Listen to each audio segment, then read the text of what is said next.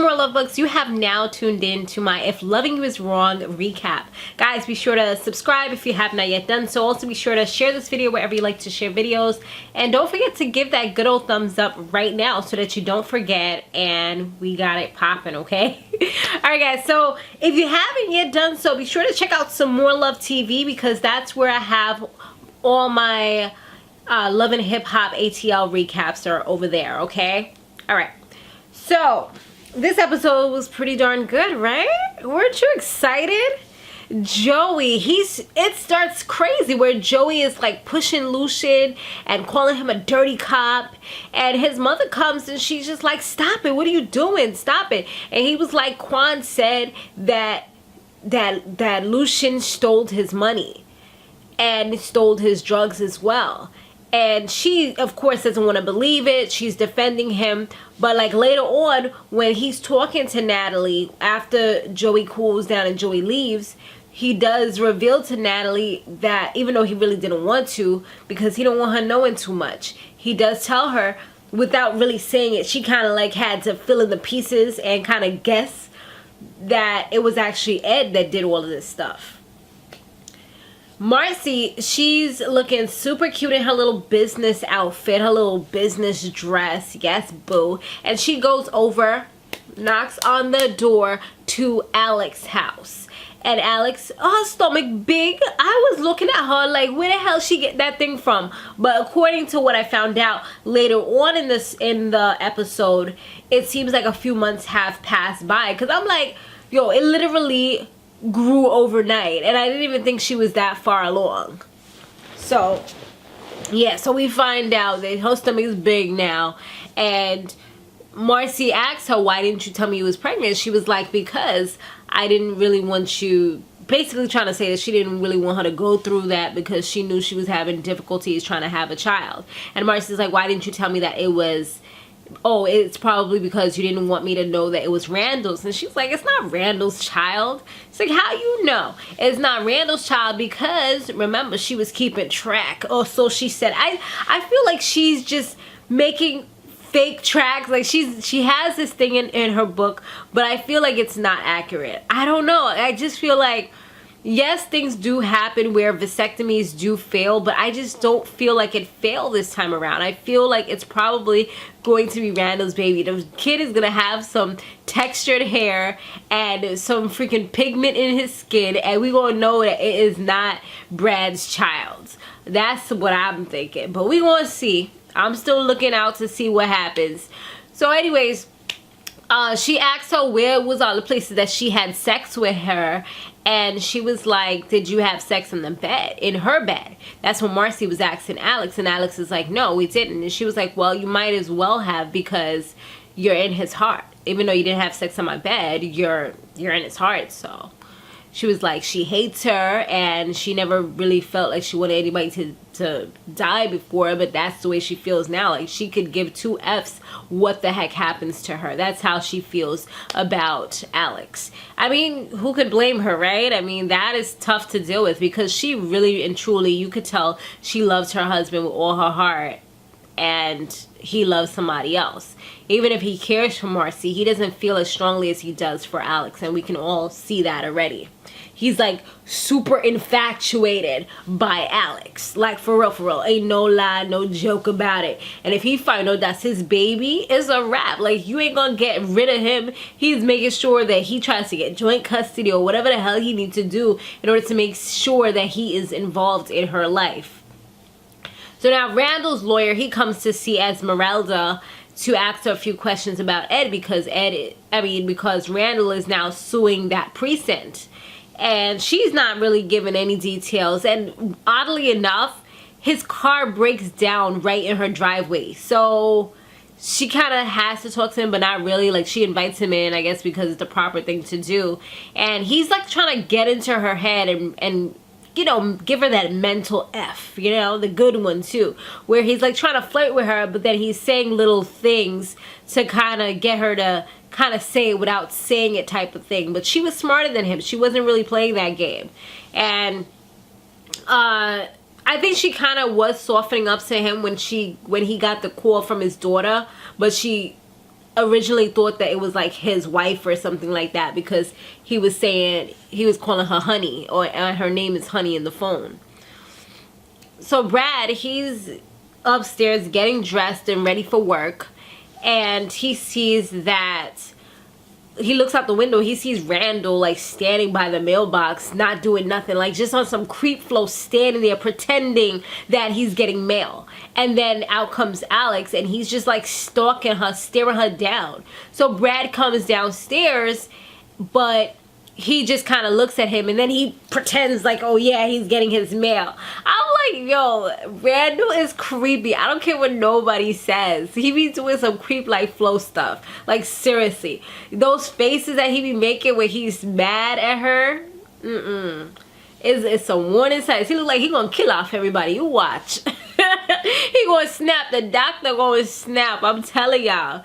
So then, once Brad comes down and he leaves to go to work, this stupid fool Randall, he comes over to Alex's house and knocks on the door, but she wasn't going to answer because you already know she's trying to get her husband back. So what he does, he talks through the door and he's like, can you answer the phone? You haven't answered the phone in months. That's how I knew that months have passed since the last episode that we saw. Well, months have passed.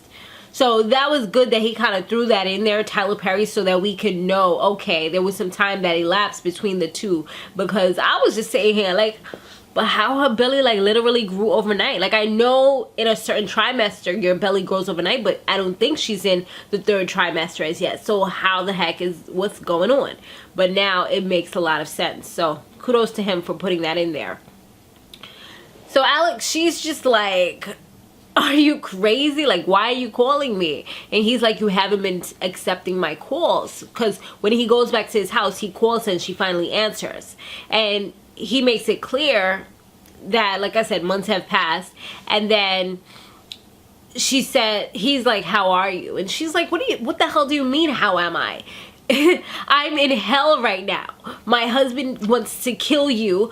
Marcy wants to kill me. My kids are in turmoil. Like, this is not okay. This is not acceptable. You don't need to call me. Like, she's being super rude to him. I'm like, girl, at the end of the day, you was a part of this too. Like, yeah, I see that you're trying to cut it off, but it's a little too late. Because you already know she's pretending she's trying to push it away, but she has serious, deep feelings for him.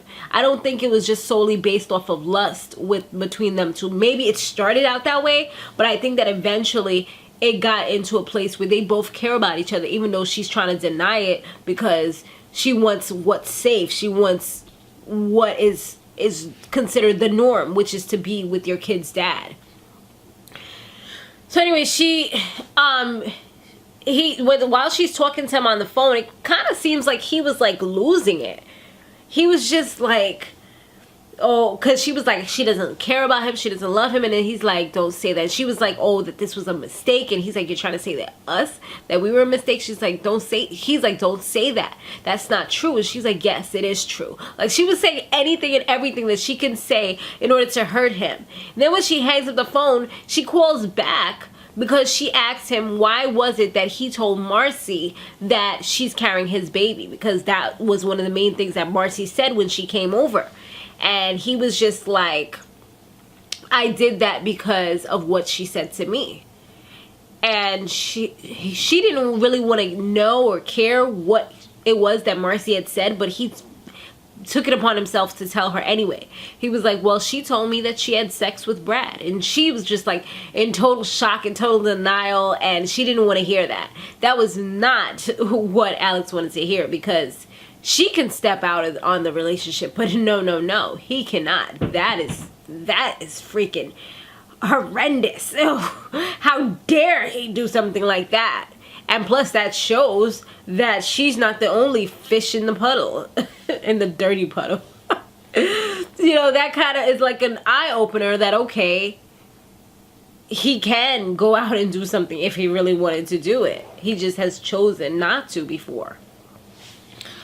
So yeah, she just didn't want to hear it, and she tells him to fix it and don't tell Marcy those types of things and make sure that he corrects it, whatever. So now going back to Quan, which is the guy that Joey was arguing with, well, in several different episodes, Joey was arguing with him, and that's the person that told Joey that that Lucian is a dirty cop. He goes to see his cartel people, which just so happens to be Julian, which is the dude that was beefing with Eddie before. So he goes to him. He's supposed to be giving him money for the product that he got from him, you know, the drug talk. And he doesn't have the money. He's $15,000 short. I think it was $15,000. So now he's about to get murdered. Yeah, because, you know, Julius is kind of running the show right now because his father's not doing too well. So he's reclaiming the streets and reclaiming the thug life and letting them know that cartels don't play. So now he tells his people to go ahead and handle that. But before it goes down, Quan speaks very quickly and lets them know that it was a dirty cop who did it. And the dirty cop was Ed. So as soon as Julius hears the word Ed, he's like, wait, fellas, chill. He's like, tell me more about this guy. So he tells him that it's Ed who robs him, took his drugs or whatever.